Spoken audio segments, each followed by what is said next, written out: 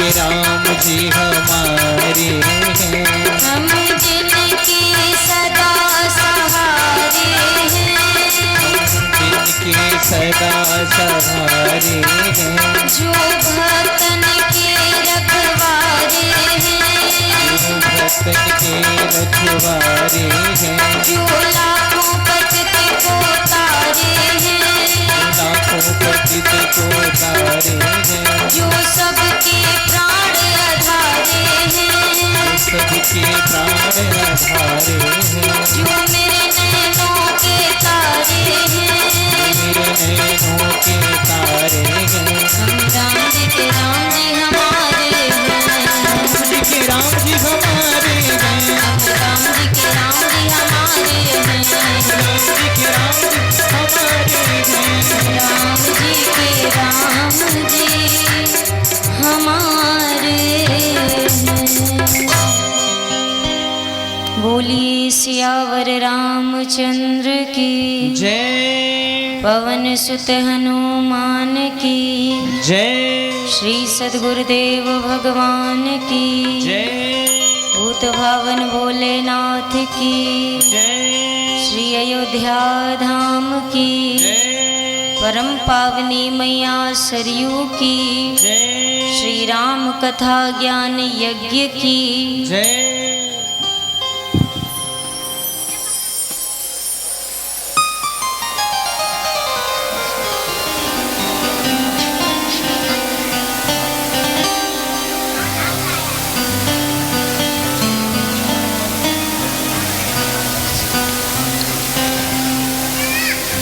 श्री राम कथा का प्रथम दिवस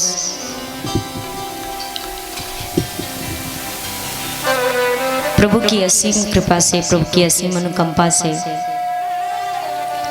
हम और आप यहाँ इस पावन प्रांगण में एकत्र होकर के प्रभु की परम पावनी श्री राम कथा का रसास्वादन करेंगे और यह आनंद हमें आप सभी को अगले आने वाले, आज को ले लो तो 9 दिन, आज को छोड़ दूं तो 8 दिन प्राप्त करेंगे। और जैसा कि मैंने प्रारंभ में कहा कि श्री ऋषि राम जी का, उनके समस्त परिवार का, साथ ही आप समस्त ग्रामवासियों का यह परम सौभाग्य है, बहुत बड़ी प्रभु की अनुकंपा है, कृपा है कि आपके ग्राम में प्रभु की परम पावनी श्री राम कथा का आज से यहाँ पर उद्गम हो रहा है, कथा प्रारंभ हो रही है। इस श्री राम कथा को भगवान भोलेनाथ ने गंगा की उपमा दी है, सकल लोक जग पावनी गंगा। तो वैसे तो देखा जाए तो गंगा तक चल के जाना पड़ता है, कि नहीं जाना पड़ता? गंगा खुद चल के आती है क्या? लेकिन ये परम पावनी श्री राम कथा एक ऐसी गंगा है जो आप सबके ग्राम में, क्षेत्र में खुद चलकर आती है और हमारा कल्याण करती है। तो मुझे लगता है आज यह श्री राम कथा रूपी गंगा आपके इस ग्राम में चलकर आई है, तो हमें इस गंगा में जी भर के डुबकी लगानी है, गोते लगाने हैं, आनंद लेना है, इस कथा का रसपान करना है। जो अवसर प्रभु ने दिया है उस अवसर को हमें जाने नहीं देना है। आज प्रथम दिवस की कथा में वैसे तो समय है कथा का 2 बजे से, लेकिन प्रथम दिवस में तैयारियों में समय का थोड़ा सा हो जाता है। लेकिन कल से जो कथा होगी अपने पूर्व निर्धारित समय के अनुसार ही कल से कथा का प्रारंभ होगा और कथा का विराम होगा। आज की कथा में हम और आप जितना समय है हमारे पास, हम सभी लोग श्री रामचरितमानस ग्रंथ के महात्म्य की चर्चा करेंगे। अर्थात जिस ग्रंथ की कथा हम आप सुनने के लिए एकत्र हुए हैं, आप आई हैं, 3 घंटे का समय देंगे, अपना वक्त निकाल के आएंगे, फुर्सत निकाल के आएंगे, तो जिस ग्रंथ की कथा सुननी है उस ग्रंथ का महात्म्य क्या है, इस ग्रंथ को सुनने से लाभ क्या है और क्यों सुना जाए, इन सभी विषयों पर हम अल्प में चर्चा करेंगे। कई बार ऐसा लगता है जब कहा जाए भैया श्री राम कथा का आयोजन है, राम कथा सुनने चलना है क्या, तो सामने से थोड़ा सा जवाब आता है कि अरे सुनी रखी है, घर पे ही रामचरितमानस है, पढ़ लेंगे, क्या करना है कथा सुन के जाके। देखो भाई, सुनी है वो तो अच्छी बात है, लेकिन ये एक ऐसी कथा है जिसके विषय में कहा गया है कि इस कथा को सुन करके यदि कोई तृप्त हो जाए कि अरे बस बहुत हो गया, मतलब उसने आज तक इस कथा के रस को समझा ही नहीं। और जब भी आप इस कथा को सुनिए और लगे कि हाँ अभी और सुनने की इच्छा है, इसका मतलब कि कहीं ना कहीं हमारे मन में उसके प्रति श्रद्धा, भाव, प्रेम उपस्थित है, और हम उसी श्रद्धा के साथ, भावना के साथ, भाव के साथ इस कथा का रस आस्वादन करेंगे। श्री गोस्वामी जी महाराज ने श्री रामचरितमानस में कहा है कि ये श्री राम कथा देखी जाए तो सरल से सरल हो जाती है, भाव के अनुरूप, और कठिन से कठिन भी है। यदि हृदय में प्रेम है, श्रद्धा है, तो ये कथा सुगम है। और यदि कभी मन में श्रद्धा है ही नहीं, संतों की संगति की ही नहीं, मन में कोई भाव है ही नहीं, तो गोस्वामी जी कहते हैं ये कथा कठिन से भी अत्यधिक कठिन है। जे श्रद्धा संबल रहित नहीं संतन कर साथ, जे श्रद्धा संबल रहित नहीं संतन कर साथ, जे श्रद्धा संबल रहित नहीं संतन कर साथ,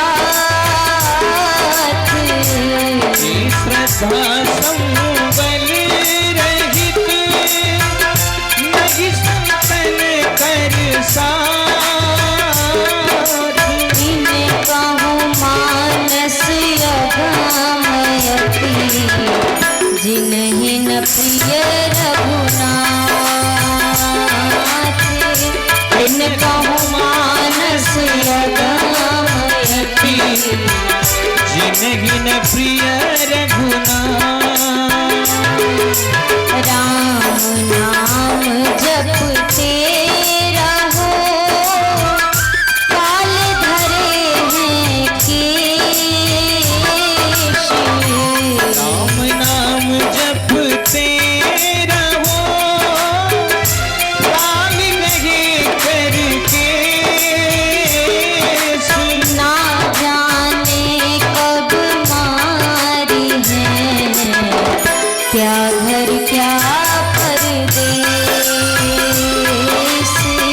ना जाने कब मारी है, क्या घर क्या परदेश। जे श्रद्धा संबल रहित नहीं संतन कर साथ, तिन कहूँ मानस अगम अति, जिन्हीं न प्रिय रघुनाथ। जिसके मन में नहीं है श्रद्धा, जैसा कि मैंने अभी आपसे वर्णन किया, नहीं संतन कर साथ, जिसने कभी संतों की संगत की ना हो, अथवा जिसको कभी संतों की संगत भाई ही ना हो, उनके लिए यह कथा अत्यधिक कठिन है। तो हमें यदि ये कथा सुननी है तो दो चीजें, प्रेम से आइए, बैठिए, और मन में एक श्रद्धा हो, इस कथा के प्रति जिज्ञासा हो।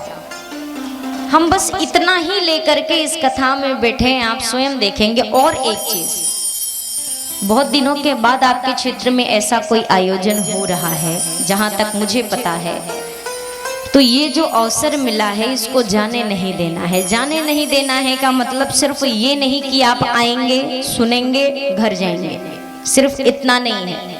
आएंगे, सुनेंगे, समझेंगे, सुलझेंगे, और जीवन में जितना हो सकेगा लेकर के जाएंगे। कथा सुनते हैं हम, सुनना भी चाहिए, बहुत अच्छी बात है, लेकिन क्यों सुनना चाहिए? समझने के लिए। केवल सुनने के लिए सुना जाए तो कोई मतलब है क्या? कथा यदि सुनी जाए तो किस लिए? समझने के लिए। और समझना क्यों है? सुलझने के लिए। मन में जो उलझन चलती है ना, सब कहते हैं, हम भी सुनते हैं, संसार झूठा है, रिश्ते नाते झूठे हैं। तो इसका मतलब क्या, संसार छोड़ दे? छोड़ दे से मतलब नहीं है, प्रश्न ये करे छूटेगा, हमसे आपसे संसार छूट सकता है क्या? छूट नहीं सकता है। रहना दुनिया में ही है, रहना सारे रिश्तों के बीच में ही है, पर उन सारे रिश्तों के बीच में से भी किसी एक को चुनना है, वो काम हमें कैसे करना है, ये श्री राम कथा सिखाएगी। ये इस कथा से हमें समझना है। जीवन में हम अपनी रोजमर्रा के जिंदगी में क्या करते हैं? काम करते हैं, है ना, आराम करते हैं, भोजन करते हैं, ये तीन चीज तो फिक्स्ड होती है।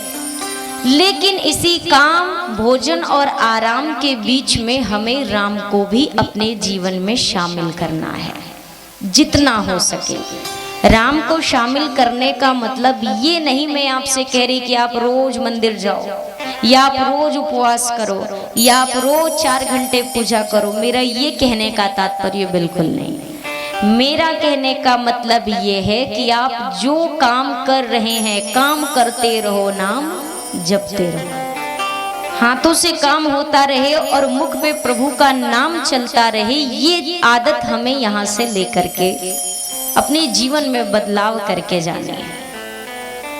और एक बात, कथा तो हम सुनेंगे, समय भी देंगे, बहुत अच्छी बात है, पर एक चीज याद रखें कि ये कथा हम आज से नहीं सुन रहे हैं, हजारों वर्षों पुरानी यह कथा है और तब से हम ये कथा सुनते आ रहे हैं। लेकिन ये सब सुनने के बाद भी यदि 9 दिन के बाद भी हम वही हैं जो हम आज हैं, तो फिर मुझे लगता है हम वो नहीं पा सके जो पाने के लिए ये कथा, ये धार्मिक आयोजन हुआ था, या जो हम पा सकते थे, शायद हमने वो नहीं हासिल किया। यदि हमें वो हासिल करना है, और मैं प्रयास करूंगी जितना सहज से सहज हो सकेगा, मैं उस भाव में आपके समक्ष ये कथा रखने का प्रयास करूंगी। मुझे लगता है कि कथा का असली अर्थ वही है जो हम, आप, एक छोटा सा बच्चा, एक कोई वयोवृद्ध, सब कोई आसानी से समझ ले, उसी का नाम राम कथा है। क्योंकि यदि बहुत क्लिष्ट भाषा में इस चीज को प्रस्तुत करना होता तो गोस्वामी जी इसको ग्रामीण भाषा में लिखते ही नहीं, वो पहले से इसको श्लोकों के अंतर्गत ही पूरा लिखते। लेकिन शायद गोस्वामी जी चाहते थे कि ये कथा जो है, इसको क्या कहते हैं, छहो शास्त्र सब ग्रंथन को रस, आरती के अंतर्गत आता है, आपने पढ़ा होगा। इसमें रस है, छहो शास्त्र सब ग्रंथ, इन सब का यह सार है, यह रस है। अब मैं आपसे जैसे प्रश्न करती हूँ, जैसे छोटा सा बच्चा हो जिसके मुख में अभी दांत ना आए हों, वो कोई कड़ी चीज खा सकता है क्या? आप हाँ या ना में कुछ जवाब दीजिए, ऐसे करके नहीं बैठना है, बिल्कुल नहीं। थोड़ा सा हंसते हुए, मुस्कुराते हुए, कोई यहाँ पे कौन सा आपको मैं बोर्ड का एग्जाम ले रही हूँ, अच्छे से खुश होकर के कथा सुनिए, और मैं जो पूछूं यदि आता है तो बताइए जरूर, क्योंकि यहाँ कोई नंबर नहीं कटते, तो अच्छे से मुस्कुराते हुए तो बताइए, यदि कोई छोटा सा बच्चा है जिसके दांत नहीं है, कोई कड़ी चीज खा सकता है? वो जैसे बादाम है, बादाम खा लेगा? नहीं ना। और कोई 60-70 साल के बाबा जी हैं जिनके दांत नहीं है, वो भी बच्चों की ही कैटेगरी में आ चुके हैं, वो खा सकते हैं क्या? अच्छा, ये बादाम यदि दोनों को देना हो तो क्या उपाय करना चाहिए? बादाम को बढ़िया पीस के एक रस में घोल दो, यानी कि दूध में डाल दीजिए, कुछ कर दीजिए और पिला दीजिए, तो अब वो बिना दांत का बच्चा भी पी सकता है और बिना दांत का एक वृद्ध भी, और दांत वाले भी पी सकते हैं कि नहीं? तो ये जो श्री रामचरितमानस की कथा है, ये यही है, छहो शास्त्र सब ग्रंथन को रस। इसमें ना सारे वेदों का, शास्त्रों का रस निकाल के डाल दिया गया है कि जो दांत का मतलब यहाँ पे इस दांत से ना लीजिए, समझदारी से लिया जाए कि हम कितना समझने योग्य हैं। वैसे तो दिमाग से ये कथा समझी जा ही नहीं सकती, लेकिन फिर भी यदि मन के भाव से भी समझना चाहें तो ये कथा इतनी सरल है, क्योंकि ये रस है। इसको बच्चा भी ग्रहण कर सकता है, वृद्ध भी ग्रहण कर सकते हैं, और अच्छे से अच्छे विद्वान भी इसको ग्रहण कर सकते हैं। ये वो श्री राम कथा है। तो इसी भाव से हमको ये कथा सुननी भी है। अब ये समझे कि ये श्री रामचरितमानस ग्रंथ है क्या। कोई कहेगा ग्रंथ है, अच्छी बात है, ग्रंथ तो है ही, पूजनीय ग्रंथ है। कोई कहेगा कि इसमें कथा है, तो कोई सांसारिक व्यक्ति कहेगा अरे एक पुस्तक है जिसमें कुछ कहानी लिखी है, राम रावण की लड़ाई है, एक पुस्तक है। लेकिन यदि मैं अपने गोस्वामी जी का मत आपके सामने रखूं, तो हमारे श्री गोस्वामी जी महाराज कहते हैं ना तो यह कोई पुस्तक है, ना कोई साधारण कहानी है। ये जो श्री रामचरितमानस ग्रंथ है, इसमें कितने कांड हैं? 7 कांड। और 7 कांड हैं इस श्री रामचरितमानस में। ये 7 कांड क्या हैं? ये मेरे गोस्वामी जी ने बताया कि ये जो श्री रामचरितमानस के 7 कांड हैं, ये ठाकुर जी के शरीर के 7 हिस्से हैं, 7 भाग हैं। किस प्रकार से वर्णन किया, आइए श्री गोस्वामी जी महाराज का यह मत है और हम उसका श्रवण करते हैं। गोस्वामी जी कहते हैं, बाल कांड प्रभु पाव अयोध्या कटी मन मोहे। बाल कांड प्रभु पाव अयोध्या की मन मोहे। उदर बन्यो आरण्य हृदय किस किंधा सोहे। उदर बन्यो हृदय किस सोगे। सुंदर ग्रीव मुखार बिंद लंका कही गायो। सुंदर ग्रीव मुखार बिंद लंका कही गायो। जहाँ दशानन आदि निशाचर सकल समायो। जहाँ दशानन आदि निशाचर सकल समायो। मस्तक उत्तर कांड शुचि यह विधि तुलसीदास भन। आदि अंत लव देखिए श्रीमन मानस राम तन। श्रीमन मानस राम तन। श्रीमन मानस राम तन।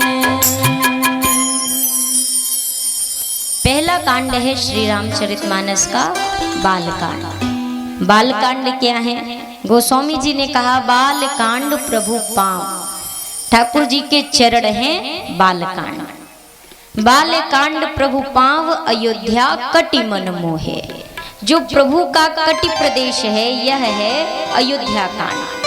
उदर बन्यो आरण्य, यानी कि प्रभु का जो उदर भाग है ये है श्री अरण्य कांड। हृदय किष्किंधा सोहे, प्रभु का जो हृदय भाग है यह है श्री किष्किंधा कांड।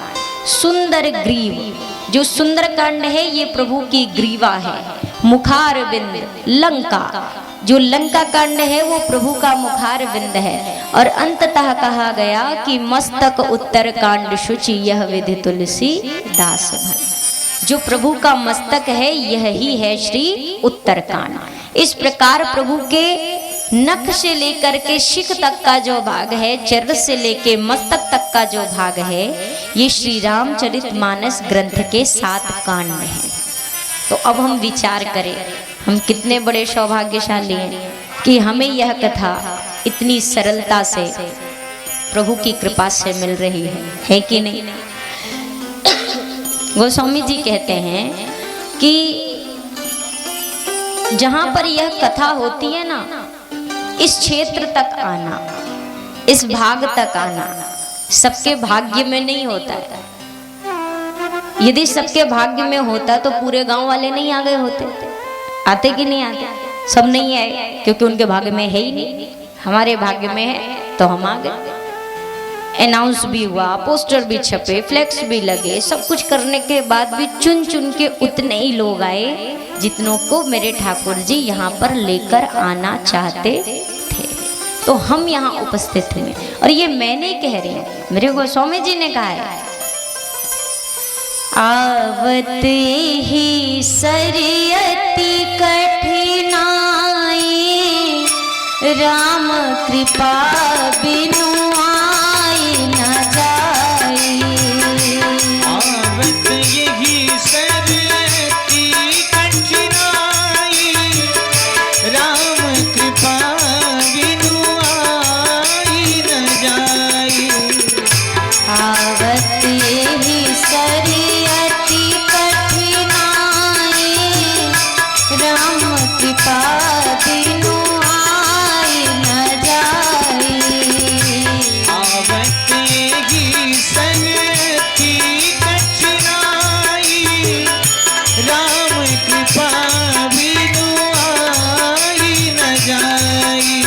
मंगल भवन अमंगलहारी, मंगल भवन अमंगलहारी, द्रवं सुदशरथ अजिर बिहारी। प्रभु सुदशरथ अजीर बिहारी। प्रभु सुदशरथ अजिर बिहारी।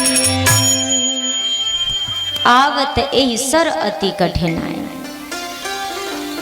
सर मतलब होता है घाट या सरोवर का किनारा। तो अभी मैंने आपसे प्रारंभ में ही चर्चा की, ये है श्री राम कथा रूपी गंगा। और इस गंगा जी के घाट तक आना सबके भाग्य की बात नहीं है। अति कठिनाई, थोड़ी बहुत कठिनाई नहीं, अति कठिनाई से लोग यहाँ तक पहुँचते हैं।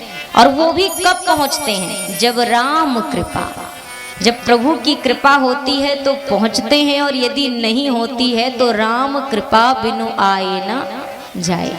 प्रभु की कृपा नहीं होती ना, बहुत सोचते हैं चलेंगे, आज चलेंगे, कल चलेंगे, तो ये आज कल में 9 दिन निकल जाते हैं, लेकिन लोग नहीं आ पाते क्योंकि ये प्रभु की कथा है। और जब प्रभु चाहते हैं तो ही प्रभु की कथा सुनने का अवसर किसी को भी मिलता है, चाहे मैं हूँ चाहे आप हैं। तो सीधे अर्थ में यह जानिए कि हम आप बड़े भाग्यशाली हैं। और देखिए गोस्वामी जी ने बार बार कहा है ना, बड़े भाग मानुष तन पावा। बड़े सौभाग्य से मनुष्य का यह शरीर मिला है। और ये बात क्यों कही गई, इसके बहुत सारे कारण हैं और हम चर्चा भी करेंगे। लेकिन प्रारंभ में यह समझें कि यदि ये अवसर चूक गया तो पछताने के सिवा हाथ में कुछ रहे।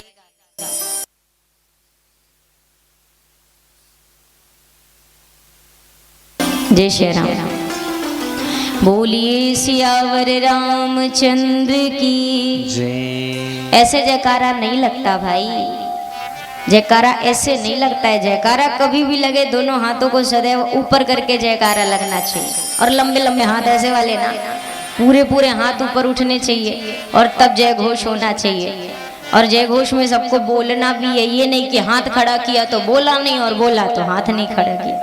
बोलिए सियावर रामचंद्र की। हाँ अभी भी कमजोर है लेकिन ठीक है। अब उसको पहले ही दिन अब ज्यादा नहीं बोझ डाल सकते ना, नहीं आज वाले कल नहीं आएंगे, बहुत परेशानी है भैया, कथा सुनने में भी थकान होती है। तो ठीक है, आज कलश यात्रा में भी बहुत सारे लोग गए होंगे तो आज के लिए छूट है, लेकिन कल से बिल्कुल छूट नहीं है।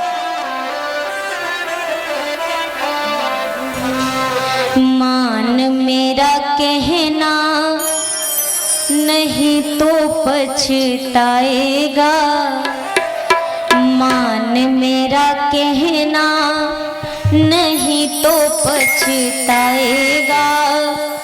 अरे माटी का खिलौना माटी में मिल जाएगा, माटी का खिलौना माटी में मिल जाएगा। मान मेरा कहना नहीं तो पछताएगा, मान मेरा कहना नहीं तो पछताएगा।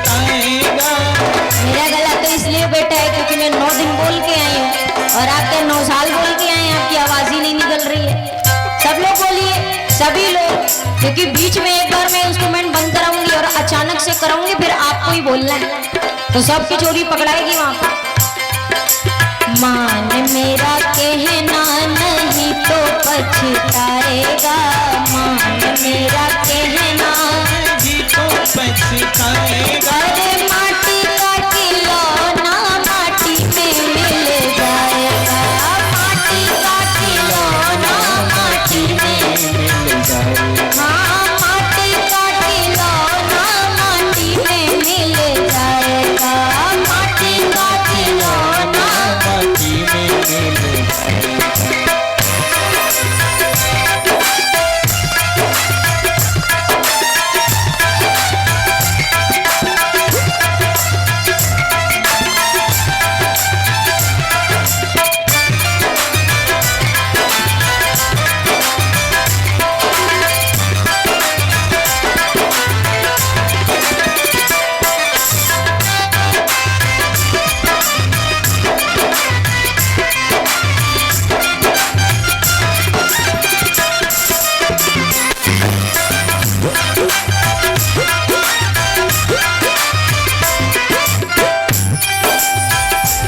अरे हीरा सो जन्म गवाया तूने सोए सोए, फिर पछताई है दीवाने मन रोए रोए, फिर पछताई है दीवाने मन रोए रोए, फिर पछताई है दीवाने मन रोए रोए।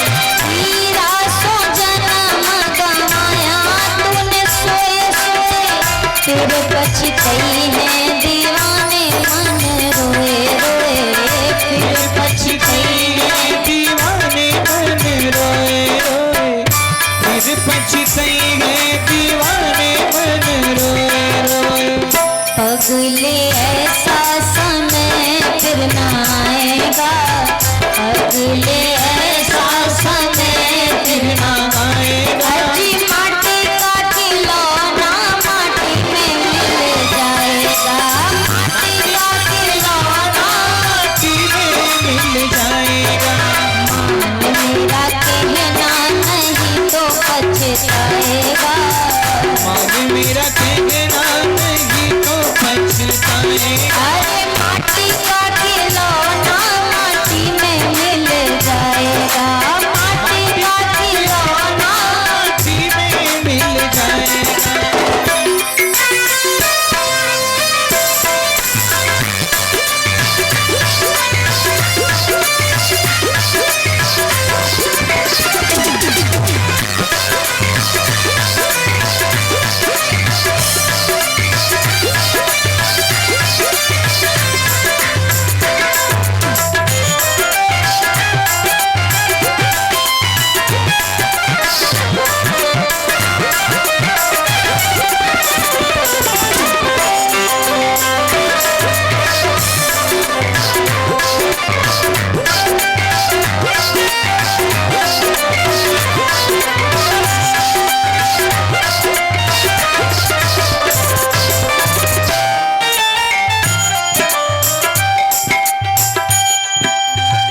महला दो महला और कनक अटारी, सोने चांदी और रेशम की साड़ी, सोने चांदी और रेशम की साड़ी, सोने चांदी और रेशम की साड़ी।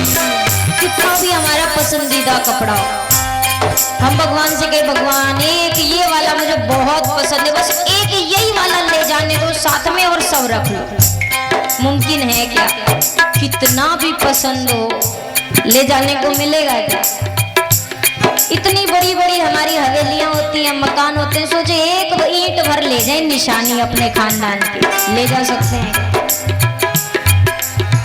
महला तो महला और कनक अटारी, सोने चांदी और रेशम की साड़ी, सोने चांदी और रेशम की साड़ी, सोने चांदी और रेशम की साड़ी। अंत समय में,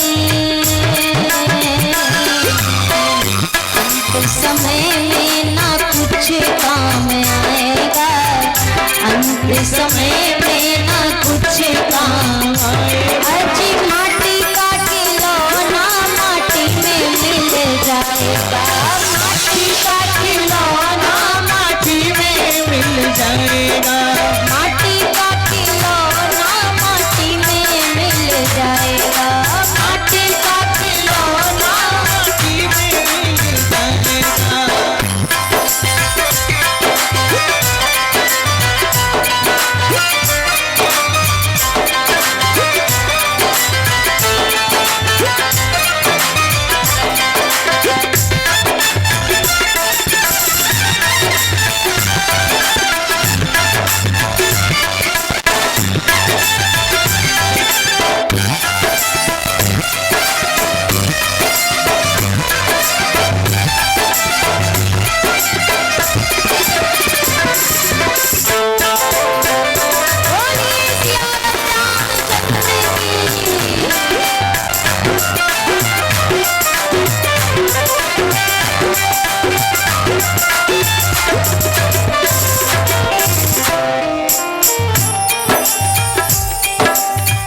पत्नी पति पिता और माता, सखा सुमित्र सहोदर भ्राता, सखा सुमित्र सहोदर भ्राता, सखा सौमित्र सहोदर भ्राता।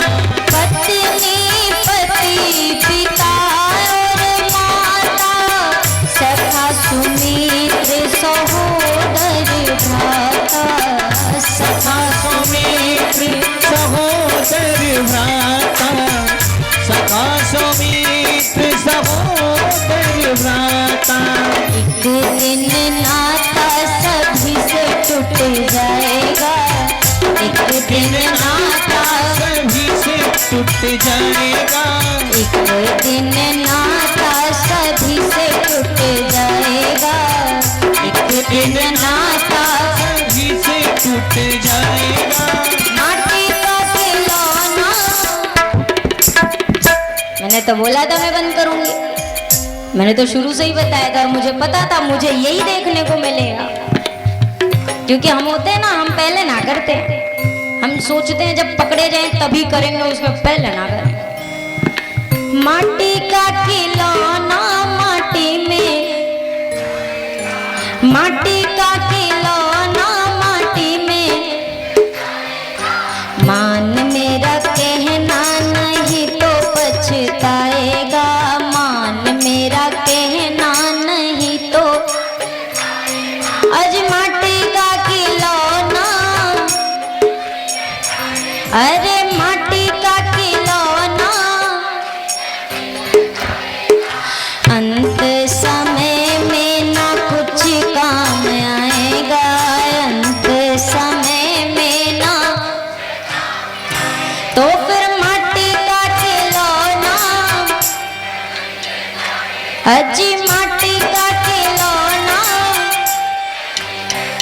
हाँ, ट्रेंड हो रहे हो आप, दोनों हाथ ऊपर करिए सब लोग, और अब तालियों के साथ कहिए, अरे माटी का खिलौना माटी में मिल जाएगा, माटी का खिलौना, अरे माटी का खिलौना माटी में मिल जाएगा, माटी का खिलौना माटी में मिल जाएगा, अरे मान मेरा कहना नहीं तो पछताएगा, मान मेरा कहना नहीं तो पछताएगा। अरे माटी का खिलौना माटी में मिल जाएगा, माटी का खिलौना माटी में मिल जाएगा, अजी माटी का खिलौना माटी में मिल जाएगा, माटी का खिलौना माटी में मिल जाएगा, अजी माटी का खिलौना माटी में मिल जाएगा। बोलिए सियावर रामचंद्र की, पवन सुत हनुमान की। अच्छा, आप सब सोचते होंगे ना कि गाय को इतने लंबे लंबे हाथ ऊपर करा के जो आता है वही बोलता है जयकारा लगाओ, क्या वजह होगी? देखिए भाई, वजह तो है, ताली बजाने की भी वजह है, हाथ ऊपर करके जयकारा करने की भी वजह है, हर चीज की तो वजह होती। पहले चर्चा करते हैं ताली बजाने की वजह, क्योंकि उसमें कंजूसी ज्यादा होती है। हाथ उठाने का सिस्टम तो एक आध बार होता है, लेकिन ताली वाला तो भाई हर 15 मिनट में चाहिए। ताली क्यों बजानी चाहिए? एक बार कथा चल रही थी तो एक संत से एक श्रोता ने खड़े होकर पूछा कि महाराज जी एक बात बताइए, आप जितने महात्मा आते हैं सब कहते हैं ताली बजाओ, पर क्यों बजाएं ये आज तक किसी ने नहीं बताया। आप बताओ क्यों बजानी चाहिए ताली। संत ने कहा देखो भैया, ताली बजाने से हमारे सिर का पाप उतर जाता है। क्या होता है? हमारे सिर का पाप, हाँ, उतर जाता है। संत ने कहा बैठ जाओ। उसने कहा महाराज एक सवाल और है, आपने ये तो बता दिया कि हमारे सिर का पाप उतर जाता है, अब जरा ये बताओ उतर के कहाँ जाता है? सवाल तो है, उतर के कहाँ जाता है? संत ने कहा तुम्हारे बगल बैठ के जो ताली नहीं बजा रहा होता है ना, उसके पास जाता है। अब सोच लो कितना घातक है। यहाँ कोटे बनते हैं भैया, यहाँ कोटे बढ़ते हैं। या तो धर्म का बढ़ा लीजिए, पुण्य का बढ़ा लीजिए, नहीं तो दूसरे का इकट्ठा करते रहिए और फिर 9 दिन बाद बढ़िया से गठरी बनेगी। देखिए ये श्री राम कथा है। और हाथ उठा के जयकारा लगाने का मतलब, हमारी सारी समस्या इन्हीं रेखाओं से शुरू होती है और इन्हीं रेखाओं पर आकर यही तो दिखाते हैं ना। देखिए क्या गड़बड़ चल रही है, तो कोई शनि भारी, तो रवि भारी, तो शुक्र भारी, सब इसी का है जंजाल। तो हमारे संतों ने कहा कि आप जब भगवान के दरबार में पहुंचिए, दोनों हाथों को खोलकर अपनी सारी रेखाएं उनके सामने हाजिर कर दो और उनसे कह दो सरकार जो ठीक है तो ठीक रहने देना, जो गड़बड़ लग रही हो तो सुधार देना, ये आपकी जिम्मेदारी है। और दूसरी बात, हम क्या कहते हैं, मुट्ठी बांधे आया जग में हाथ पसारे, तो भगवान के सामने तो मुट्ठी ना ही बांधी जाए। सरकार आपने ही सब कुछ दिया और आपके सामने मैं अपना क्या होने का दावा करूं, तो आपके सामने तो हम खाली हाथ ही ठीक है। तो इसी बात पे एक अच्छा सा जय घोष होना चाहिए, बोलिए सियावर रामचंद्र की। अब भूलना नहीं भैया, हम इतना दोबारा नहीं बता सकते हैं। ये आज पहला दिन है और पहले दिन इसीलिए ये सारी चीजें बता रही हूँ कि ये याद रखने वाली चीजें याद है। और कल जो नए नए आएंगे ना, उनको बताना आपका काम है कि देखो भाई भजन होएगा तो ऐसे करना है, ताली बजेगी तो ऐसे। ये आपकी जिम्मेदारी, हम और आप। अच्छा अभी घर पे होते इतना आराम होता क्या किसी को भी? सब भाग रहे होते, कोई घर के काम के लिए, कोई दुकान के लिए, कोई व्यापार के लिए, कोई खेत के लिए। अभी सब काम कर रहे होते कि नहीं कर रहे होते? सही से बताओ, आप कर रहे होते ना। अब यहाँ पे आके कोई काम है, बढ़िया हाथ पैर लंबे करके बैठे कि नहीं बैठे ठाठ से। अब सोच के देखिए, जो राम कथा चंद घंटों में आपको इतना आराम देती है, यदि साल के 365 दिनों में ज्यादा नहीं 5-5 मिनट हर रोज आप उस सरकार को दो, तो वो आपको कितना आराम देंगे? देंगे कि नहीं देंगे? जिंदगी में आराम सब चाहते हैं कि नहीं चाहते? भगवान आराम नहीं, हमसे पूछिए, हमको तो इस समय सबसे ज्यादा चाहिए। कल सुबह 6 बजे का जो सफर शुरू हुआ है ना, अभी हमारा खत्म नहीं हुआ, चल रहा है अभी तो ऐसा लग रहा है आराम, बस आराम ही दिख रहा है। आराम मिलता है, लेकिन कब मिलता है? एक आराम वो होता है जो हम बिस्तर पे जाते हैं, हमें तन को आराम मिलता है। लेकिन मुझे लगता है कि तन का आराम तभी फायदा आता है और तभी सुकून देता है जब हमारे मन को आराम। आपको खूब आराम करने का मौका मिल जाए और कोई कह दे कि भैया आपके व्यापार में इतना घाटा होने वाला है, अब वो तन का आराम तो आप दिन भर खाली हैं, मन का आराम आपको मिलेगा क्या? कितनी टेंशन रहेगी, अब क्या होगा, अब क्या होगा। 24 घंटे खाली रह के भी आप सुकून से नहीं बैठ सकेंगे। तो तन के आराम से ज्यादा मायने रखता है मन का आराम। और मन का आराम कौन देता है? सो सुख धाम राम अस नामा। उनके नाम से ज्यादा आराम कहीं नहीं, कहीं पे भी नहीं। अच्छा आराम शब्द लिखिए तो हमें एक चीज समझ में आएगी, आराम तो सबको चाहिए, पर आराम मिलेगा कैसे? आ को और राम को अलग कर दीजिए, अब क्या हो जाएगा? आ राम। जिंदगी में जब राम आएंगे तो आराम अपने आप आ जाए। राम को बुलाइए आराम, जब आप आराम कहेंगे ना तो वो आराम लेके आएंगे, विश्राम लेके आएंगे, आपके जीवन में सुख लेके आएंगे। दुख मिलता क्यों है, हमने कभी सोचा? हम तो पूजा भी करते हैं, हम तो धर्म से भी जुड़े हैं, हम तो भगवान को भी मानते हैं, फिर भी क्यों तकलीफ मिलती है, क्यों दुख मिलता है? दुख शायद इसलिए मिलता है कि हम भगवान की याद भूल जाते हैं बीच बीच में। कब भूलते हैं? जब सुख आता है। जब सुख की बेला आती है ना तो भगवान की याद भूलने लगती है, और जब दुख आता है तो सबसे पहले किसकी याद आती है? मंदिर ही नजर आता है फिर तो। अब आप ही हो सरकार जो ये समस्या आ गई। एक बार एक मजदूर काम कर रहा था और काम करते हुए नीचे काम कर रहा था, और जो मालिक था उसका वो 5वें मंजिल पे खड़ा है। अब उसे उस मजदूर से कुछ काम है, आवाज लगा रहा है। एक बार बुलाया, 2 बार बुलाया, लेकिन वो मजदूर काम करने में इतना खोया है, ना देख रहा है ना सुन रहा है। अब मालिक ने सोचा कि इसका ध्यान अपनी तरफ लाने के लिए कुछ उपाय करता हूं। उसने 1 का सिक्का निकाला और मजदूर की तरफ फेंका। अब मजदूर वो 1 का सिक्का उसने उठाया, अपनी जेब में रखा और काम करने में फिर से व्यस्त। मालिक को लगा कि अरे लगता है कि छोटा सा सिक्का था, 1 का सिक्का कहाँ मायने रखता है, लाओ थोड़ा सा बड़ा सिक्का फेंकता हूँ। 5 का सिक्का फेंका। अब मजदूर ने 5 का सिक्का भी उठाया, जेब में डाला और काम करना शुरू। मालिक को लगा कि ये सिक्के फेंकने पे नहीं देखेगा। अब बगल में इतनी बड़ी सी ईंट पड़ी हुई थी। अब वो ईंट उठाई और मजदूर के ऊपर फेंकी। अब जैसे ही ईंट लगी, अब मजदूर ने तुरंत देखा। अब इसको ऐसे समझिए, दिन रात काम में खोए रहने वाले, व्यस्त रहने वाले वो मजदूर हैं हम, और हमें बार बार अपनी ओर बुलाने का प्रयास करने वाले मालिक हैं वो भगवान। वो हमें अपनी तरफ बुलाते हैं लेकिन हम नहीं जाते, तो ठाकुर जी हमें सुख दे देते हैं, छोटा सा सुख देते हैं कि जब सुख मिलेगा इसे तो एक बार तो जानने के लिए जरूर देखेगा कि ये सुख मुझे किसने दिया है, ये सुख मुझे किसकी वजह से मिल रहा है। लेकिन हम आप क्या करते हैं, बस सुख को भोग लेते हैं और फिर काम करने में व्यस्त।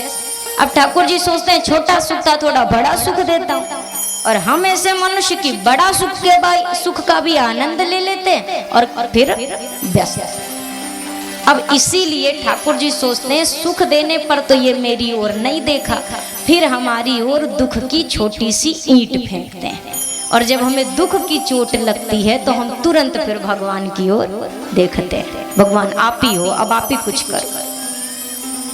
दुख में सुमिरन सब करे पर सुख में करे ना कोई। दुख में सुमिरन सब करे पर सुख में करे ना कोई। जो सुख में सुमिरन करे तो दुख काहे को होए। जो सुख में सुमिरन करे तो दुख काहे को होए। हाँ, जो सुख में सुमिरन करे तो दुख काहे को।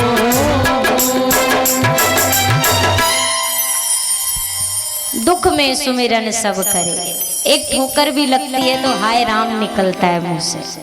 जब भी चोट लगती है मुख से निकलता है हाय राम, और जब सुख आता है तो राम जी की याद नहीं आती, तब इंसानों की याद आती है। फला को नहीं बताया, अरे फला को तो फोन करो, बताओ तो इतना सुंदर समाचार है हमारे यहाँ। तो मुझे लगता है कि इस कथा से एक चीज ये भी सीखनी है कि जीवन में दुख आए तब तो भगवान को हम याद करते ही हैं, लेकिन जब सुख आए तो सबसे पहले ठाकुर जी को इसके लिए धन्यवाद करना चाहिए कि प्रभु ये आपकी कृपा से मुझे मिला है, मैं इसके लायक नहीं था लेकिन आपने मुझे दिया है। केवल भावनाओं का फर्क है भैया। राम नाम जपते रहो काल धरे हैं केश, और ना जाने कब मारी हैं क्या घर क्या परदेश। संतों ने कहा मुख पे राम नाम हमेशा होना चाहिए, क्यों होना चाहिए? संतों ने कहा कि काल सिर पे बैठा हुआ है और हम घर के अंदर हैं, बाहर हैं, देश में हैं, परदेश में हैं। काल ये नहीं सोचता है जैसे ही जीवन की अवधि पूरी होती है हमें जाना ही पड़ता है। और सबसे बड़ी बात, वहां कुछ बहाना भी नहीं चलता है। यदि कोई सोचे थोड़ा सा आगे पीछे कर दो सरकार, ऐसा नहीं, बाद में कर लेना, ये कोई सिस्टम ही नहीं है। श्री रामचरितमानस ग्रंथ एक ऐसा ग्रंथ है, एक ऐसी कथा है प्रभु की कि यदि हम मन से इसका श्रवण करें, इस पर देखिए, कभी इस ग्रंथ पर तर्क वितर्क नहीं होना चाहिए। कई बार हम सवाल करते हैं, नहीं ये चीज ऐसा था तो ऐसा होना चाहिए था, वैसा था तो ऐसा क्यों नहीं हुआ। ये ग्रंथ तर्क की कोई वस्तु नहीं है। यदि ये चीज समझ में आ रही है तो प्रभु की कृपा, और यदि इस ग्रंथ की कोई चीज समझ में नहीं आ रही है, इसका मतलब मुझे उसकी आवश्यकता है जिसको ये समझ आ चुका है। ये नहीं कि हम उस पर सवाल करना शुरू कर दें, ये ऐसे है तो ये क्यों नहीं हुआ, ऐसा क्यों नहीं हुआ। पता है, श्री राम कथा में मैंने सुना है 3 प्रकार के श्रोता आते हैं, श्रोता, सोता और सरौता। ये 3 आते हैं। श्रोता कथा सुनते हैं, जो ठीक लगा रखा, नहीं लगा छोड़ दिया। एक आते हैं सोता, वो एक कोना पकड़ते हैं और सीधा आत्मा से परमात्मा में। वो भी ठीक है, मेरे हिसाब से वो भी ठीक है। दुनिया में घर में सोने से अच्छा है कि यहाँ पे आके सो जाइए, लेकिन एक कोने में यहाँ पे सोना भी फलदायी है, क्योंकि यहाँ पे जगाने के लिए राम कथा है। आप कुछ देर की नींद लेंगे, ये कथा आपको जगाएगी। लेकिन घर पे यदि सोए ना तो फिर घर वाले जगाते भी नहीं है, 2-4 रजाई और उड़ा के सुला देते। थकान है, सोने दो। दुनिया सुला देती है पर कथा जगा देती।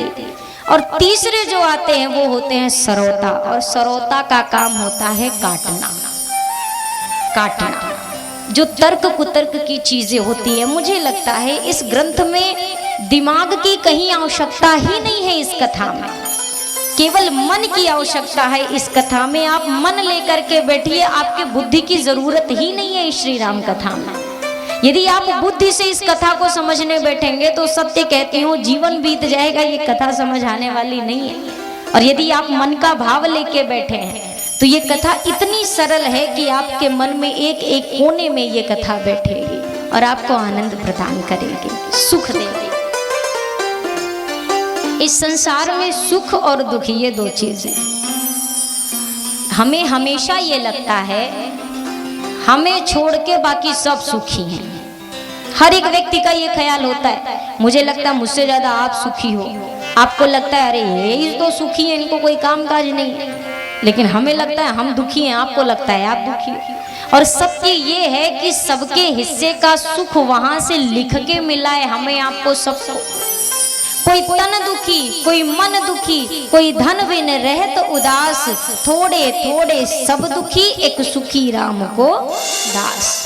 सब दुखी हैं। देखिए, जो तन से सुखी है वो मन से दुखी है, जो तन से मन से सुखी है वो धन से दुखी है, उसके पास है ही नहीं। और जो धन से सुखी है वो तन से सुखी नहीं है, इतनी बीमारियां हैं कि वो सुखी नहीं। हर एक चीज ऐसी है जो कहीं ना कहीं अभाव लगता है। तो संतों से पूछा फिर सुखी कौन है?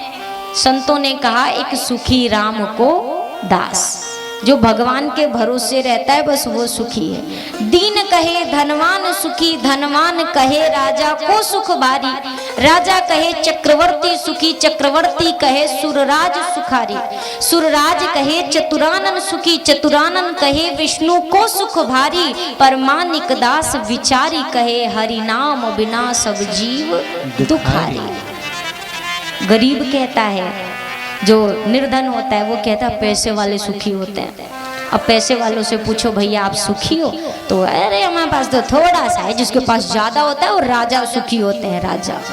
राजा से पूछा गया आप सुखी है महाराज? हम काहे के सुखी, एक देश के तो राजा, छोटा सा राज्य। अरे जो चक्रवर्ती सम्राट होते हैं ना वो सुखी होते हैं। अब चक्रवर्ती सम्राट से पूछा महाराज आप सुखी हो? अरे कहाँ के सुखी, कभी इधर से आक्रमण कभी उधर से आक्रमण, हमें तो दुखी दुख। अच्छा तो फिर कौन सुखी? इंद्रदेव सुखी होंगे। इंद्रदेव से पूछा महाराज आप सुखी? अरे हम कहाँ सुखी, इंद्रासन की चिंता। तो फिर कौन सुखी? ब्रह्मा जी सुखी होंगे, सृष्टि बनाने वाले हैं वही सुखी होंगे। ब्रह्मा जी से पूछा ब्रह्मदेव आप सुखी हैं? ब्रह्मदेव कहते हैं अरे सबसे बड़ी चिंता तो हम ही को है, किसको एक कान दे, किसको दो कान दे, किसको एक आंख दे, किसको दो दे, सारी चिंता तो हमारी, तो हम कहाँ से सुखी? चिंता है। तो फिर कौन सुखी होगा? भगवान विष्णु सुखी होंगे, सृष्टि के पालन करता है। भगवान के पास पहुंचे, संतों ने कहा महाराज प्रभु आप तो सुखी होंगे। ठाकुर जी ने कहा मैं भी सुखी नहीं हूं, मुझे भी चिंता रहती है। भगवान आपको चिंता? यदि आपको चिंता है, आपको दुख है, फिर संसार में कौन सुखी? ठाकुर जी ने कहा मुझे मेरे भक्तों की चिंता रहती है, मुझे अपनी नहीं, मुझे मेरे भक्तों की चिंता रहती है। संतों ने कहा फिर सुखी कौन? ठाकुर जी ने कहा जिन भक्तों की चिंता लेकर मैं बैठा हूं, मेरे वो भक्त केवल सुखी रहते हैं, बाकी संसार में कोई भी सुखी नहीं है, सब दुखी है। तो जीवन के पल को गंवाए ना भैया। मैं तो आज से क्या, मैं आज से आने वाले अगले 8 दिनों तक रोज एक ही बात रिपीट करूंगी, जो समय मिला है इसको गंवाइए मत। कथा का अर्थ ये मत समझिए कि बस रामचरितमानस की कुछ चौपाइयां सुनी, आज शिव विवाह कर लिया तो कभी बाल चरित्र हो गई, प्रभु का जन्म, बस कथा पूरी। नहीं, ये चीजें होंगी, लेकिन इसके साथ हम सबको पूरा प्रयास इस बात का करना है कि हमारे जीवन में काम आने वाली चीज क्या है, जो मैं सीख सकूं यहाँ से, जो मैं लेके जा सकूं। तेने हीरा सो जन्म गावायो, भजन बिना बावरे। तेने हीरा सो जन्म गावायो, भजन बिना बावरे। तेने हीरा सो जन्म गावायो, भजन बिना बावरे। तेने हीरा सो जन्म गावायो, भजन बिना बावरे। भजन बिना बावरे, भजन बिना बावरे। भजन बिना बावरे, भजन बिना बावरे। भजन बिना बावरे, भजन बिना बावरे। भजन बिना बावरे, भजन बिना बावरे। ओ तेने हीरा सो जन्म गावायो, भजन बिना बावरे। हीरा सो जन्म गावाया, भजन बिना बावरे।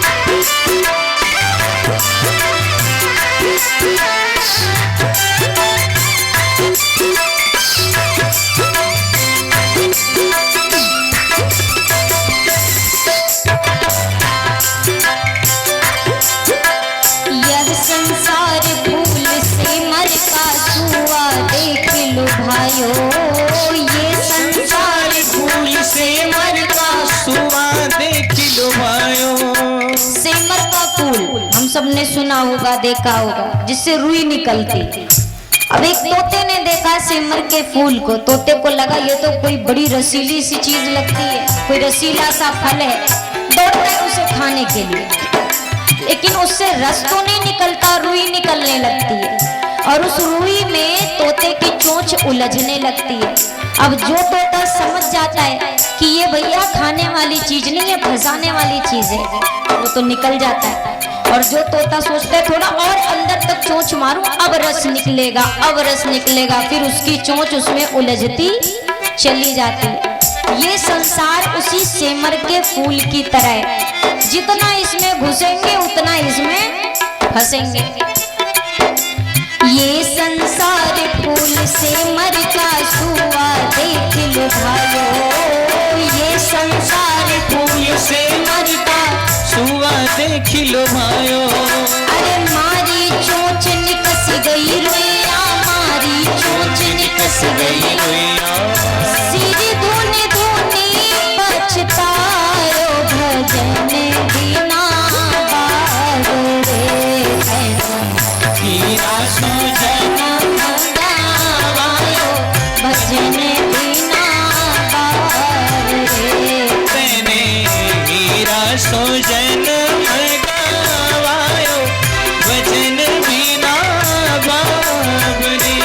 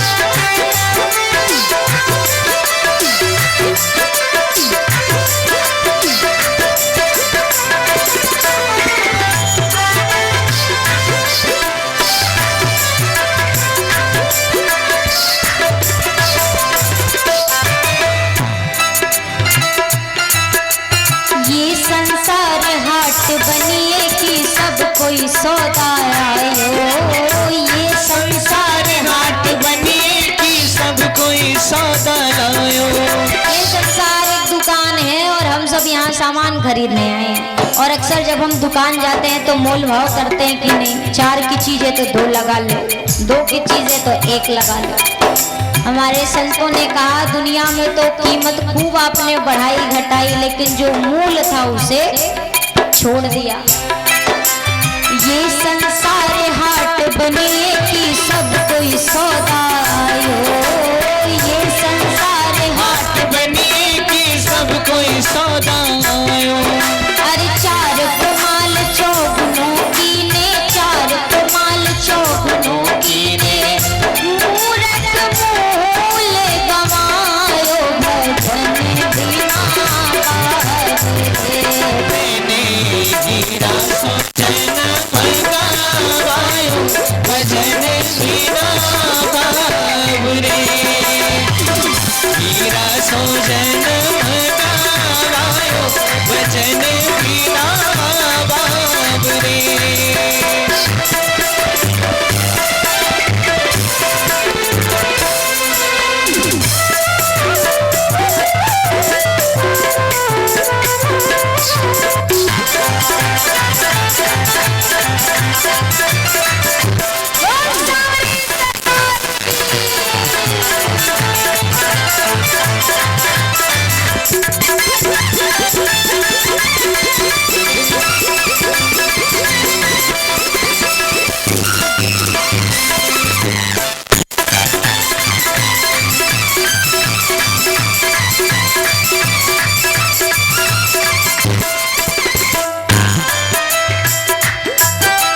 कहते कबीर सुनो भाई साधो, राम नाम आधार।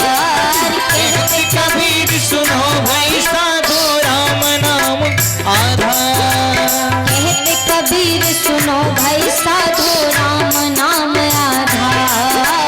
कहते कबीर सुनो भाई साधो, राम नाम आधार। राम नाम जपने से तेरा, राम नाम जपने से तेरा होगा बेड़ा पार, भजन कर ले काहे हीरा सो जन्म गवाए, भजन कर ले बावरे। काहे हीरा सो जन्म गवाए, भजन कर ले बाबरे। भजन कर ले बावरे, भजन कर ले बावरे, भजन कर ले बाबरे, भजन कर ले बाबरे। हो काहे हीरा सो जन्म गवाए, भजन कर ले काहे हीरा सो जन्म गवाए, भजन कर ले बाबरे।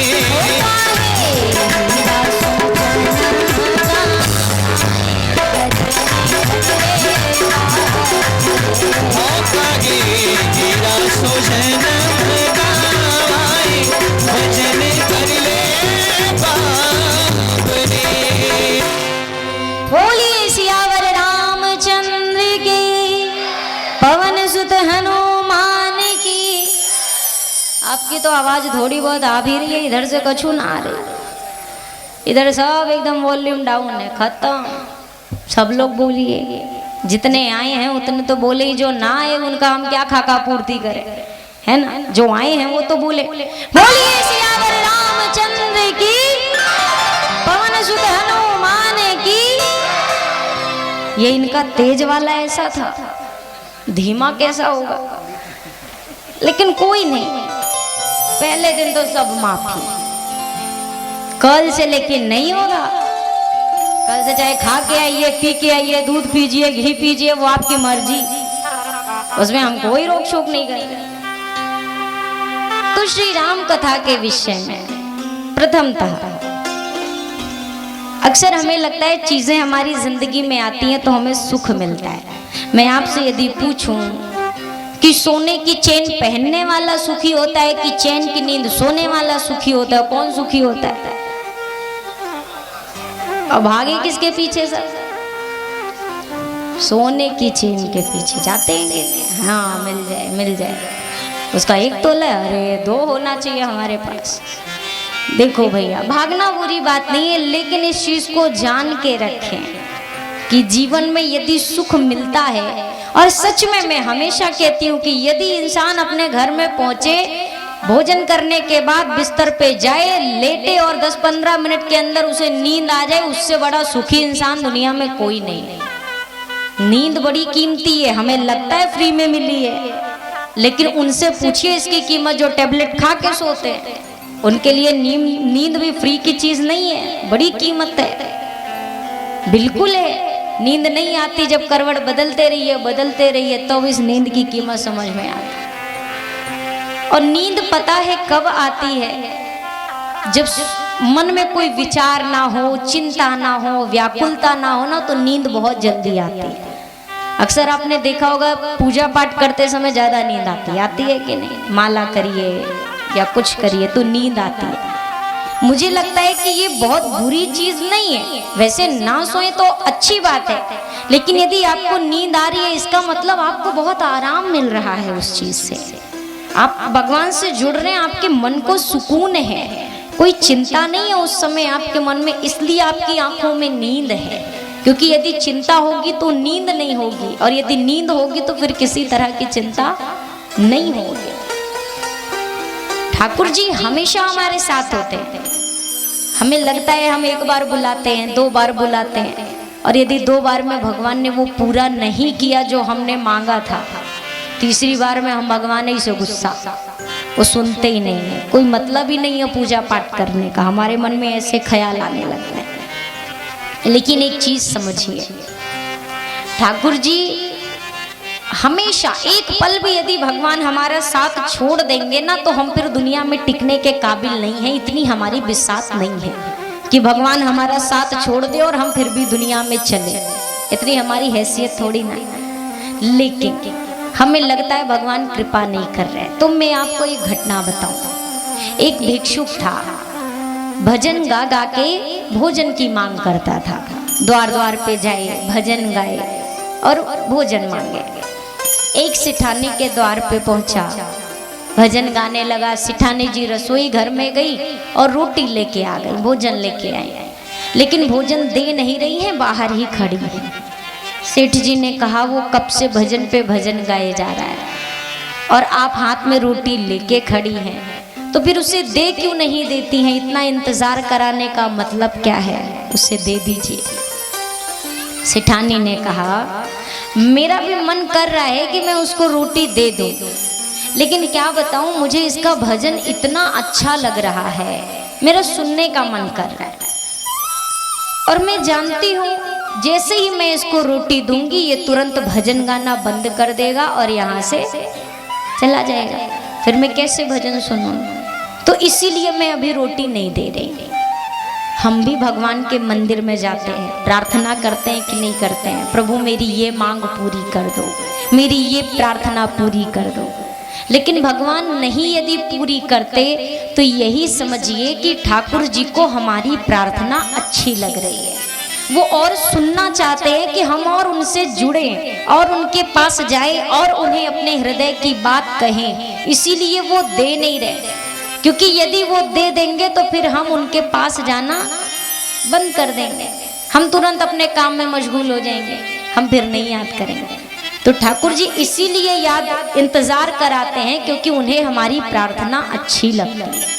तो इस चीज को विचार में करके ध्यान में रख के, ये नहीं कि बस भगवान को एक बार बुलाया। और मैं आपको भक्तों की बात बताऊं, जितने भक्त हुए हैं, विपरीत से विपरीत परिस्थितियां सबके जीवन में आई है। यदि मानस प्रेमी यहाँ सब बैठे हुए हैं और श्री रामचरितमानस के प्रारंभ में ही आप तुलसीदास जी का चरित्र देखिए, उनको कम तकलीफ मिली है क्या जीवन में? कितना कष्ट उन्हें मिला है कि नहीं? आपने सुना होगा। जहाँ तक गोस्वामी जी छोटे से थे, बाल्यावस्था में माता पिता का देहांत, पालन करने वाली दासी की भी मृत्यु हो गई, अनाथ हो गए गोस्वामी जी। अब गांव वाले गोस्वामी जी को इतना अपशगुन समझते थे कि कोई अपने द्वार पे खड़ा नहीं होने देता था कि इस बालक की छाया यदि हमारे घर पे पड़ेगी तो ये अपने माता पिता को खा गया, अपनी पालन करने वाली दासी तक इसकी वजह से, इसकी छाया से नहीं बच पाई। तो ये हर तरह से अपशगुन है, अशुभ बालक है, कोई द्वार पे ना खड़ा होने दे। यदि किसी पेड़ के नीचे बारिश हो रही है तो पेड़ के नीचे आकर खड़े हो गए कि कुछ क्षण यहाँ ठहर जाओ, घर का मालिक आकर भगा देता कि तू इतना मनहूस है कि ये हरा बड़ा पेड़ भी सूख जाएगा यदि तेरी इसमें छाया पड़ जाएगी। इतना कष्ट में जीवन था तुलसीदास जी का। और यदि तुलसीदास जी महाराज भी यही सोच लेते, भगवान नहीं सुनते, भगवान नहीं मिलते, तो क्या आज ये श्री रामचरितमानस की कथा हमें और आपको मिलती? यदि वो भी हार मान लेते, वो नहीं सुनता है, नहीं पूरी करता है, भगवान के पास क्या जाऊं? उन्होंने हार नहीं मानी। और आप इन्हीं बस की नहीं, किसी भी भक्त की कथा उठाकर देखिए, प्रतिकूल से प्रतिकूल परिस्थिति में भी जो भक्त होते हैं वो दुख में भी सुख को ढूंढ लेते हैं, इसलिए वो खुश रहते हैं। और हम ऐसे हैं, हम सुख भी आता है तो ये ढूंढते हैं इसमें कमी कहाँ है, इसलिए हम चाह के भी सुख के बीच में भी हम दुखी रहते हैं। दो भक्त हुए, एक थे एकनाथ जी और एक थे तुकाराम जी, शायद सुना हो कुछ लोगों ने नाम। ये दो भक्त थे सरकार के। और इन दोनों भक्तों के जीवन की परिस्थिति में आपको बताऊं, जो एकनाथ जी थे, उनकी पत्नी तो बड़ी अनुकूल, बड़ी धार्मिक, जैसे एकनाथ जी वैसे ही वो, जितना भजन एकनाथ जी करे उससे दुगना वो करे। तो एकनाथ जी कहते, ठाकुर जी बड़ी कृपा की है, आपने इतनी अच्छी धर्म पत्नी दी है कि ये भी मेरे साथ ही भजन में लगी रहती है, मेरा मन भी नहीं भटकने देती। और तुकाराम जी की परिस्थिति बिल्कुल इससे उल्टी। तुकाराम जी जितना भक्त स्वभाव के, पत्नी उतनी ही तेज तर्रार, एकदम विपरीत, बिल्कुल प्रतिकूल। तुकाराम जी जितने भगत उतनी ही वो जगत में मस्त। अब एक दिन तुकाराम जी संतों के साथ बैठे हुए सत्संग कर रहे थे, पत्नी कमरे से निकल गई। पत्नी ने जा रही थी गागर लेकर के जल भरने कुएं पे, मटकी ली थी। अब जल भरने जा रही थी, संतों की टोली द्वार पर बैठी देखी, बड़ी गुस्से में आई। मैं पानी भर के वापस आ रही हूँ, एक भी यहाँ पे दिखने नहीं चाहिए मेरे वापस आते तक, बोल के गई। अच्छा, पानी भरने गई और वापस आई तो देखे सबके सब ज्यों के त्यों बैठे। अब जो पानी से भरा मटका था, ले तुकाराम जी के सिर पे ही पटक दिया। अब और कोई होता, हम आप होते तो उस समय क्या करते? भले पानी ठंडा पड़ा था लेकिन सर गर्म होता कि नहीं होता? होता ना। लेकिन तुकाराम जी कहते हैं बड़ी अच्छी, हमने आज तक सुना था जो गरजते हैं वो बरसते नहीं, हमारी पत्नी को देखो गरजती भी है और बरसती भी। अब इसको कहते हैं दुख में भी सुख ढूंढ लेना। एक दिन की बात और है, गन्ने का पूरा गट्ठर दिया तुकाराम जी को, कहा ये सारे गन्ने बाजार में बेच के आओ। अब तुकाराम जी निकले ही थे, छोटे छोटे बच्चे मिल गए। अब छोटे बच्चों में तुकाराम जी गोपाल जी का दर्शन करें, ये तो कन्हैया जी हैं छोटे छोटे। अब जितने गन्ने लिए थे, लीजिए गोपाल जी गन्ना खाइए, लीजिए गोपाल जी आप भी लीजिए। सारे गन्ने बच्चों में बांट दिए, एक गन्ना बचा। अब लेके घर आए, पत्नी ने जब देखा गट्ठर नहीं है, बड़ी खुश हुई, आज कम से कम एक काम ढंग का किया इन्होंने। पत्नी ने कहा बेच आए सारे गन्ने, पैसे लाओ। तुकाराम जी ने कहा अरे भाग्यवान, क्या बताऊं, रास्ते में गोपाल जी मिल गए थे तो मैंने सारे गन्ने गोपाल जी को, ये एक गन्ना बचा है। अब तुकाराम जी की पत्नी ने वो एक गन्ना लिया और तुकाराम जी के पीठ पर खींच के वही से उसी गन्ने से मारा। अब वो एक गन्ना टूट के हो गए दो। अब और कोई हो गए हम आप जैसा तो हम तो बरस पड़े गुस्से से।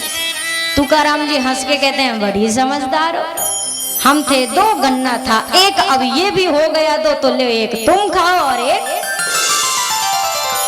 अब ऐसा इंसान हमेशा खुश रहेगा कि नहीं रहेगा? उनको कभी दुख छू भी सकती है क्या? क्योंकि वो हर परिस्थिति में जानते हैं कि मुझे सुख की तलाश कहां से करनी। अक्सर यदि कभी अभी शादियों का सीजन चल रहा है, हमारे उधर तो एकदम लगा पड़ा है, यदि शादियों के सीजन में हम कहीं रास्ते में फंस गए, कोई बारात निकल रही, अब हम पीछे उसके बारात के पीछे बाराती सुनते किसकी है? किसी की नहीं। अब हम ले हॉर्न पे हॉर्न, हॉर्न पे हॉर्न, जबकि जानते हैं हमारे लाख हॉर्न बजाने से ये हटने वाले नहीं, ये तभी हटेंगे जब इनका नाच कूद के खत्म होगा। तो उस समय क्या करना चाहिए? हॉर्न बजा के अपने को भी परेशान करें, उसको भी परेशान करें, उससे बढ़िया चुपचाप गाड़ी में बैठो, जो गाना बज रहा है तुम भी एंजॉय करो उसको, आप भी उसी को आनंद लो। ये होता है कि जीवन में आप हर चीज देखिए, परिस्थिति हमारे नजरिए के हिसाब से हमारे सामने आती।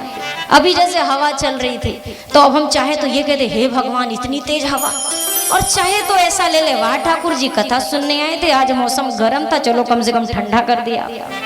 दोनों चीजें हैं, लेकिन नजरिए की बात है कि हम उसको किस तरह से लेते हैं। जैसे वो एक कहावत आती है ना, वो पानी का ग्लास रहता है, कोई कहता है आधा भरा है, कोई कहता है आधा खाली है। तो जिसका नजरिया जैसा होता है हम उसी हिसाब से अपने जीवन में जिंदगी जीते हैं। तो हम सब ये तो कहते हैं कि दुख है दुख है दुख है। अच्छा एक बात बताइए, जैसे भगवान हमें एक मौका दे, ध्यान से सुनिएगा तभी समझ में आएगा। भगवान हमें एक मौका दें और कहें तुम लोग अपनी जिंदगी भर के दुख की एक गठरी बनाओ। अब हम सब ने अपना सारा दुख इकट्ठा करके एक गठरी बना ली। अब सामने अब ठाकुर जी हमसे कहें सबकी गठरी अपनी अपनी तैयार हो गई, तो एक ऐसे बड़ा सा मेज हो, बड़ा सा मेज, और हम सब से कहें कि अपनी अपनी दुख की गठरी आप उसी टेबल पे रख लो। समझ में आई इतनी बात? जीवन भर का दुख हमने इकट्ठा किया, उसकी गठरी तैयार की। अब ठाकुर जी गए सब लोग अपना अपना दुख अपने सामने रख के बैठो। अब हमने रख ली और बैठ गए। अब ठाकुर जी हमसे कहें अब देखो भैया, जिसको अपना दुख ज्यादा लग रहा हो तो वो किसी के भी दुख की गठरी उठा ले, किसी की भी, अपनी छोड़ दे और दूसरे की उठा ले। अच्छा सच विचार के देखिए, कोई एक भी प्राणी किसी और के दुख की गठरी उठाएगा क्या? उसे लगेगा भगवान हमारे में तो इतना ही है, क्या पता हम उसकी उठाए, उसके में इतना निकले, फिर हम तो कहीं के नहीं रहे।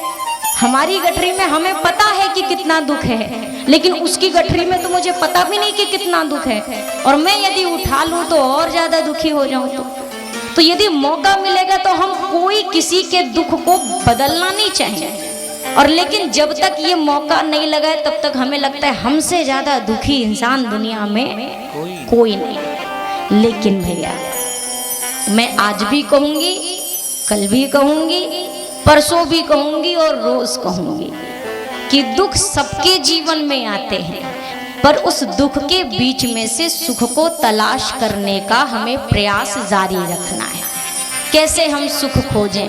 और मुझे लगता है यदि आपके जुबान पर भगवान का नाम होगा, जैसे एक दीपक हो और एक बंद कमरा हो, तो उस बंद कमरे के यदि देहली पर आप वो दीपक रख देते हैं तो वो जो दीपक है वो उस बंद कमरे को भी प्रकाशित करेगा और बाहर के आंगन को भी, बाहरी हिस्से को भी प्रकाशित करेगा ही करेगा। अक्सर हमें लगता है 40-50 साल बीत गए, अब तक भजन नहीं हुआ, अब करके क्या मतलब, अब क्या कर पाएंगे, अब क्या होगा कर लेने से, जिंदगी बीत गई, अब क्या कर पाएंगे।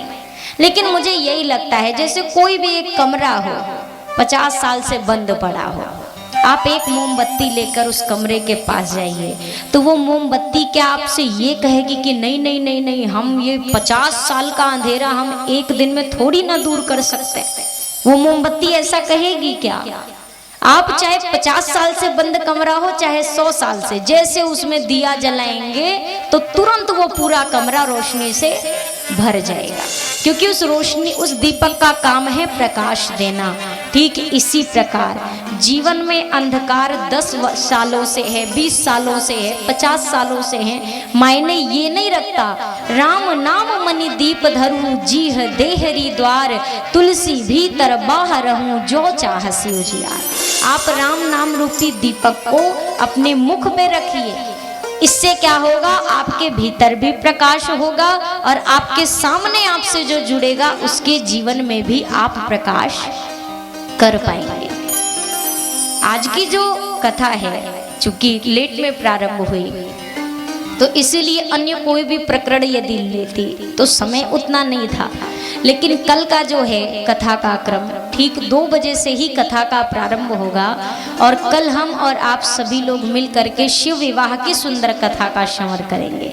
यानी कि कल भोले बाबा के दिव्य चरित्रों की कथा होगी और बाराती भोले बाबा के विवाह में अभी शिवरात्रि बीती है जल्द ही, तो ये बहुत ही बड़े सौभाग्य की बात है कि शिवरात्रि के इतने करीब में हम सभी लोग भी भगवान भोलेनाथ के विवाह की कथा सुनेंगे। तो मैं निवेदन करूं कि आज का तो चलो पहला दिन है, सबने कहा होगा ना जितने नहीं आए वो इसीलिए नहीं आए क्योंकि आज पहला दिन है। अच्छा, पहले दिन पे आते नहीं और आखिरी दिन कब है ये किसी को पता नहीं होता है। अपना आखिरी किसी को पता होता है क्या? पहला तो सबको दिखता है, आज तो दिख रहा है, आज नहीं जाएंगे, आज जाएंगे नहीं और कल पता नहीं आएगा कि नहीं, लेकिन फिर भी हम समझते नहीं। लेकिन प्रयास ये है कि जहाँ तक मेरी आवाज़ जा रही है सभी लोग कल समय से कथा में पधारे और हम सभी लोग एक साथ मिल करके शिव विवाह की परम पावनी कथा का आनंद लेंगे। तो आइए 2 बार प्रभु के पावन नाम संकीर्तन के साथ वाणी को विराम देंगे। आरती प्रसाद लेके ही आप अपने गृह की ओर जाइएगा। राम राघव की प्राण प्रिया भजुरे मन सिया सिया, राम राघव की प्राण प्रिया भजुरे मन सिया सिया, मेरे राघव की प्राण प्रिया भजुरे मन सिया सिया, मेरे राघव की प्राण प्रिया भजुरे मन सिया सिया, सिया सिया भजो सिया सिया, सिया सिया भजो सिया सिया, सिया सिया भजो सिया सिया, सिया सिया भजो सिया सिया, ओ मेरे राघव की प्राण प्रिया भजो रे मन सिया सिया, मेरे राघव की प्राण प्रिया भजो रे मन सिया सिया, मेरे राघव की प्राण प्रिया भजो रे मन सिया सिया, मेरे राघव की प्राण प्रिया भजुरे मन सिया सिया। बोलिए सियावर रामचंद्र सुत हनुमान की, श्री सद्गुरुदेव भगवान की, भूत भावन भोलेनाथ की, श्री अयोध्या धाम की, मैया सरयू की, श्री राम कथा ज्ञान यज्ञ की, जय जय श्री सीताराम। हर हर महादेव।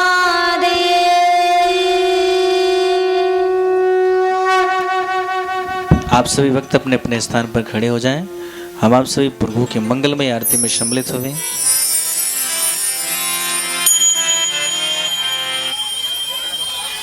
प्रसाद आया है, इसलिए कहाँ है? आरती के बाद कराएंगे, हाँ? तो बतवा दीजिएगा उसी टाइम पर।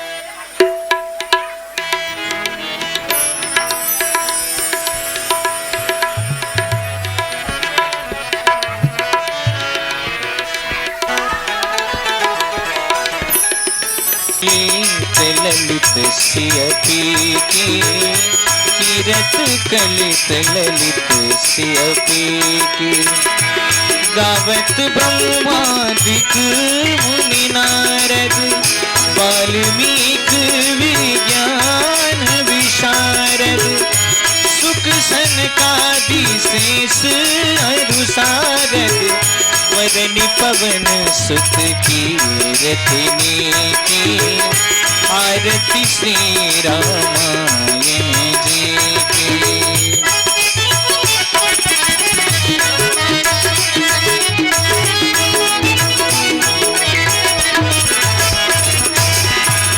गावत वेद पुराण अष्टरस, सबो शास्त्र सब ग्रंथन को रस, मुनि जन धन संतन को सर्वस, सारंश सम्मत सबकी की, आरती श्री रामायण जी की।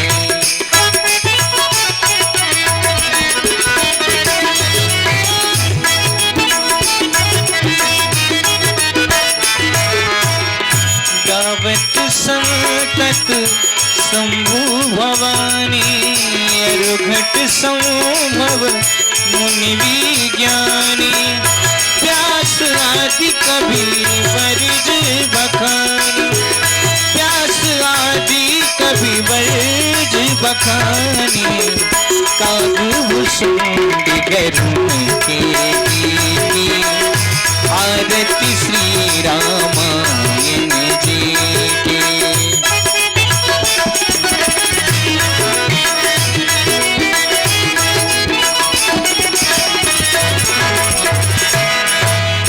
कलिमल हरणी विषय रस की, सुभग श्रृंगार मुक्ति युवती की, दलन रोग भव मोरियमी की, दलन रोग भव मोरियमी की, तात मात सब विधि तुलसी की, तात मात सब विधि तुलसी की, आरती श्री रामायण जी की, कीरत कलित ललित सियपी की, आरती श्री रामायण जी की। कर्पूर गौरम करुणावतानि च पापानि जन्मांतर कृतानि च, तानि सर्वाणि नश्यन्तु प्रदक्षिणा पदे पदे। जलेन शीतलीकरणं पुष्पै देवादिवन्दनमात्मादिवन्दनम्। हाँ, जल से थोड़ा सा शीतल कर दें आरती को, और हाथ में वर्तता बुद्भ्यां भूमृषा श्रोता तथा लोकान् कल्पयन्नः, तुदीयं वस्तु गोविंद तुभ्यमेव समर्पये, ग्रहण सम्मुखो भूत्वा प्रसीद परमेश्वरः। तुलसी दल डाल दीजिए और हाथ से दत्त गृहण परमेश्वरः इति मंत्र पुष्पांजलिं समर्पयामि। श्री सीतारामाभ्यां नमः। रामचंद्राय नमः, रामभद्राय नमः। बोले सियावर रामचंद्र की, पति महादेव की, राधावर कृष्ण चंद्र की, धर्म की, धर्म की, अधर्म का प्राणियों में विश्व का। ओम नमः पार्वती पतये, हर हर महादेव। आप सभी आरती दर्शन करते रहें। एक सुंदर सा भाव प्रभु के पावन चरणों में समर्पित करते हैं।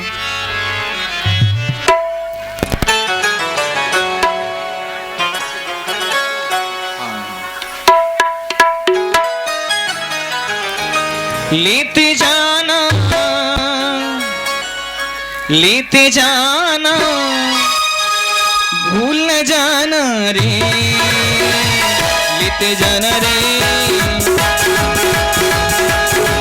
लेते जाना रे हरि का नाम थोड़ा थोड़ा, लेते जाना रे हरि का नाम थोड़ा थोड़ा, लेते जाना, लेते जाना, लेते जाना, लेते जाना भूल न जाना रे, लेते जाना रे, लेते जाना रे हरि का नाम थोड़ा, लेते जाना रे हरि का नाम थोड़ा थोड़ा।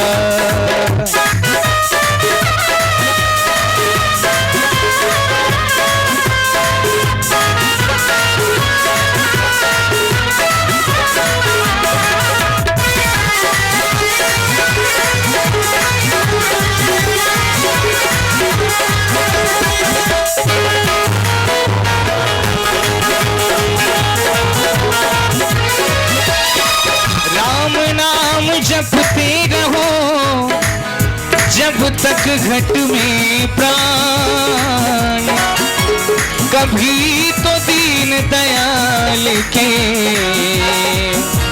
भनक पड़ेगी कान, ओ भैया भनक पड़ेगी कान। लेते जाना, लेते जाना, लेते जाना, लेते जाना भूल जाना रे, लेते जाना रे, ओ लेते जाना रे हरि का नाम थोड़ा थोड़ा, लेते जाना रे हरि का नाम थोड़ा थोड़ा, लेते जाना रे हरि का नाम थोड़ा थोड़ा, लेते जाना रे हरि का नाम